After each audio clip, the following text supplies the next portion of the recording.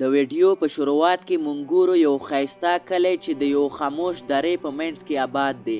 د دې کلي خوا او شا شنه ځنګلونه، ښایسته ویالې او لوړ غرونه دي. همدې له امله د دې کلي نوم سبزهزار دی. د دې کلي خلک ډېر محنتي او ساده ژوند کوونکي دي. په همدې کلي کې یو عزتمن او پوه حکیم هم اوسي چې نوم یې حسین وي. حسین د خپل نیک نیت، پوهې او د بوټو د درملو له امله په ټوله سیمه کې مشهور وي. د حسین مخ تل د سکون او رڼا نه ډک وي.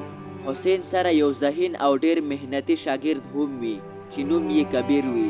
کبیر 22 کلن ځوان وي چې ډېر قوي او جوش لرونکی وي. کبیر تل د خپل استاد خدمت او د علم زده کړې کې مصروف وي.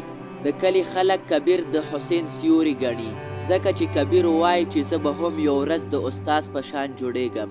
هر څه سم روان وي، خو یو ورځ په کلي کې یو عجیبه شان بیماري خپره شي.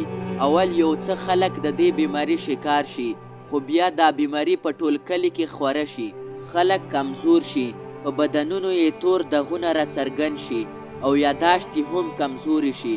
ځینې خلک خپل نږدې ګاونډیان هم هیر کړي. حسین هر ممکن کوشش وکړي، پخوانی د بوټو درمل، پخوانی نسخې دا ټول وازمایي، خو بیماري کابو کې را نشي. د شپو ورځو محنت باوجود کامیابي نه ترلاسه کولو له امله د حسین زړه مایوسه شي. په کلي کې یره او خفګان خور شي. ماشومان لوبې پرېږدي، مشران په دعاګانو کې بوخت شي او په کلي کې هر طرف خاموشي خوره شي. یو شپه کله چې حسین ډېر ستړی ویده شي، نو خوب کې یو عجیبه شان منظر وګوري. په خوب کې یو زړه ونه وګوري چې د ونې جړ کې یو پخوانی کوهی وي. کوهی اوبه شنې او صفا وي، لکه اسمان رنګ چې پکې ګډ شوی وي. حسین ته په خوب کې آواز وشي چې ورته ووایي د همدې کوهی اوبه شفا دي. که غواړې خپل کلی د بیمارۍ نه وژغورې، نو دا ونه او کوهی پیدا کړه. چې کله سحر وختي شي، نو حسین د خوب په باره کې کبیر ته ووایي. کبیر د خپل استاد حوصله اوچته کړي او استاد ته ووایي استاد جی، دا سفر به ضرور کړو، ځکه چې د کلي خلک مونږ ته ګوري. مونږ ته پکار دی چې د هغوی امیدونه پوره کړو. بل سحر دوی دواړه روان شي. لارې اسانې نه وي، دا سفر د دوی لپاره ډېر سخت وي. تنګې لارې، ګڼ ځنګلونه او تیز بهیدونکي دریابونه، کله کله د خوراک او د اوبو کمی هم وي. په دې سفر کې دوی د غرونو له سختو لارو تیر شي. داسې لارې وي چې لږ خطا کېدل هم د مرګ خولې ته ځان غورځول وي. کله کبیر د استاد مرسته وکړي او کله استاد د کبیر مرسته وکړي. یو ورځ هغوی یو داسې ځنګل ته ورسي چې ځمکه خټه او دلدله وي. د قدم ایښودو سره سمدستي خپه ښکته ځي. حسین په بیړې سره پاڼې او لرګي راټول کړي او د هغوی په ذریعه روان شي. کبیر چې کله د استاد زړورتیا وګوري، نو خپله حوصله یې هم زیاته شي. په ډېر سختي سره د هغه ځنګل نه ووځي. بله ورځ دوی د یو تیز بهیدونکي سیند سره مخ شي. اوبه دومره تیزې وي چې لږه غلطي هم د دوی ژوند اخیستلی شي. کبیر د ځنګل نه د لرګو نرمې څانګې او واښه راټول کړي او یو ټینګه رسۍ شان جوړه کړي. کبیر استاد ته رسۍ ورکړي او خپله مخکې لاړ شي.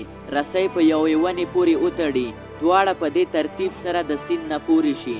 د څو ورځو سختو او زحمت نه بعد دوی یو داسې ځای ته ورسي چیرته چې لوړې او ګڼې ونې وي. د هغو ونو په منځ کې د یوې ونې تخې ته یو کوهی وي. د کوهي اوبه واقعي هم شنې او صفا وي، لکه څنګه چې حسین په خوب کې لیدلی وي. خو کوهي د کاڼو او بوټو لاندې پټ وي. صفا کول یې آسان نه وي. کبیر د خپلې ځوانۍ په طاقت سره کاڼي او بوټي لرې کړي او حسین د خپل علم په ذریعې د کوهي څنګ ته څو بوټي وپېژني. د هغو بوټو پاڼې په اوبو کې واچوي. اوبه خوشبودارې او نورې هم صفا شي. دوی دواړه ځان سره اوبه راواخلي او کلي ته بیرته راشي. تر ټولو لومړی په یوې ښځې اوبه وڅښي چې بیمارۍ یې تر اخري سټیج رسیدلی وي.